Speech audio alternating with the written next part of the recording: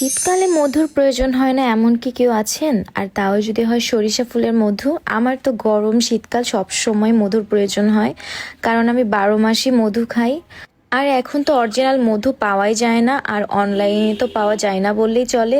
কিন্তু এই পেজ থেকে আমি এই মধুটা নিয়ে কি বুঝলাম আর কেমন লাগলো আমার কাছে মধুটা অরিজিনাল নাকি ফেক, সো আপনাদের অবশ্যই আমি রিভিউ দেবো। তার আগে চলেন কিছু কথা শেয়ার করি।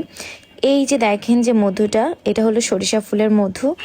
আর এটা আমি নিয়েছি হলো ফেসবুক পেজ সওদাগর কর্পোরেশন থেকে। আমি এখানে স্ক্রিন শেয়ার করে দিয়েছি, আপনারা এখান থেকে আইডি লিংক নিয়ে নেবেন। আমি নিচে লিংকও দিয়ে দিব। মধু কিন্তু আমাদের প্রতিটা মানুষের শরীরের জন্য একদম উপকারী একটা খাদ্য। সো আমি কিন্তু 12 মাসে মধু খাই, আর মধুটা আমার এমনিও পার্সোনালি পছন্দ। আর যেহেতু যারা চিনি কম খায় তারা এই মধুটা খেতে পারেন। আর আমি যেখান থেকে মধুটা নিয়েছি মধুটা আসলে অরিজিনাল ছিল। সো আমার কাছে সেটাই মনে হয়েছে। আপনাদের যদি ভালো লাগে আপনারা অবশ্যই এখান থেকে অর্ডার করতে পারেন। আর এখানে আপনারা একদম পিওর খাঁটি মধুটা পাবেন, অরিজিনাল হবে। আর এই যে দেখতেছেন যে আমি কি দিয়ে খাচ্ছি, এটা হলো রোদিলাটি। সো এইটা তো আমার কাছে এত পছন্দ, যারা যারা টক পছন্দ করেন তাদের সবার কাছে পছন্দ হবে। এই টিটা খেতে একটু টক টক লাগে, তো যারা শুধুমাত্র টক পছন্দ করেন সো এই চাটা শুধুমাত্রই তাদের জন্য। যারা টক পছন্দ করেন না সবাই কিন্তু এটা ইগনোর করবেন, কারণ এটা অনেক টক হয়। তো আমার কাছে খুব মজা লাগছে, যেহেতু আমি অনেক টক খাই।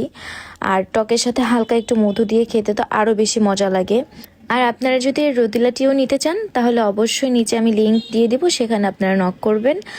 সো যাই হোক, আজকের ভিডিওটা কেমন লাগলো সেটা কিন্তু অবশ্যই জানাবেন। আর আমি কিন্তু মধু পাইলে শুধু খাবো না, এটা তো কোনো কথাই না।